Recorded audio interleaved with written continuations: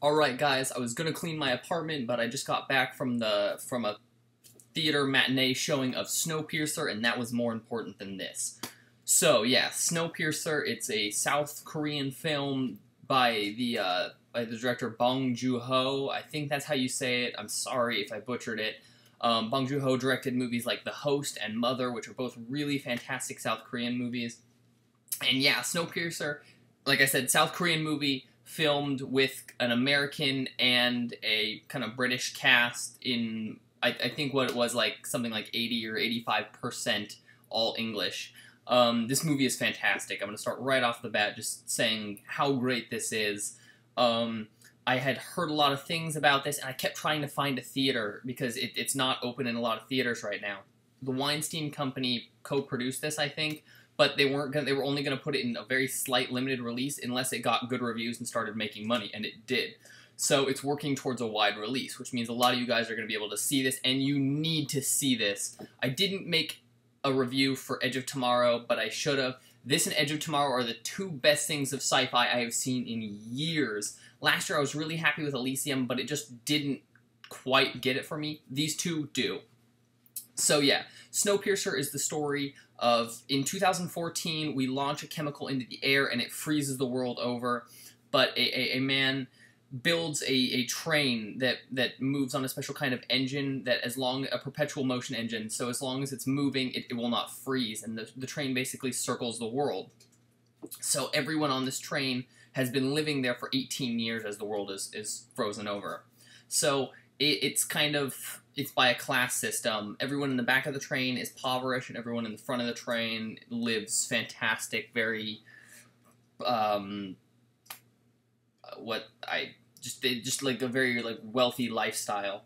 So we start off with Chris Evans' character, who plays Curtis, and him and, I cannot think of his name right off the bat, John Hurt's character. They start finding all these signs that they need to overthrow the front of the train. So on goes this mission to get from the end of the train to the front of the train where the engine is, and to spread the wealth. This movie is very cool, and it is based off a French comic book, I'm pretty sure. It is one of the most original pieces of sci-fi I've seen in a really long time. It takes a lot of kind of like concepts that aren't super fresh and puts them together into something that it's just completely new, and you haven't seen this before in this way. It's grimy and it's dirty, and it has that amazing South Korean filmmaking intuitiveness that you find in films like I Saw the Devil and Old Boy, and it's so fantastic. But it's more accessible to Americans because it is in English, and it did help a lot. Like, I really connected with a lot of the performances, but I still get that amazing filmmaking that South Korean filmmakers have. And that's probably my biggest complaint with South Korean films, because I love them. They're fantastic, but because that's not my modern tongue, I don't connect with the characters as much as I do American films. That's not saying the films aren't better, it's just I can't connect with them. And Snowpiercer is literally like the best of both worlds, like smashed together. This movie, I feel like it could adhere to South Koreans and people that love foreign films, and Americans that just go in because they heard it was a decent movie, because it's best of both worlds. This movie has fantastic acting. Chris Evans is on the top of his game in this. My God, has he become a good actor. I am so blown away by how fantastic of an actor he has become, especially going back to the old days with some other stuff. But people grow. Look at Matthew McConaughey. So we have him, you have John Hurt. Did I just screw up his name? Hurt. I'm sorry, if I screw up this guy's name, I'm going to be really ticked off. No, John Hurt, I'm right. I'm sorry, I freaked out for a minute. But yeah, John Hurt's fantastic as always. I mean, kind of like the old mentor character.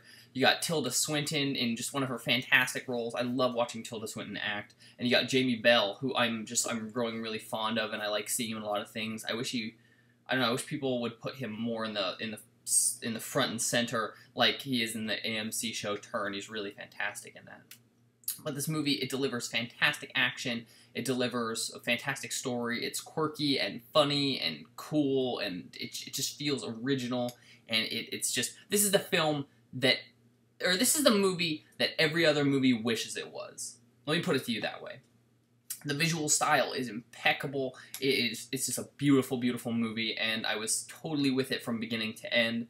To anyone that is in a theater, has a theater near them that is playing Snowpiercer, go watch it. My only tiny complaint is that the soundtrack just wasn't as incredible as it could have been. If it had a great soundtrack, but sometimes you just have an amazing movie and an amazing soundtrack. This was an amazing movie with just a really good soundtrack.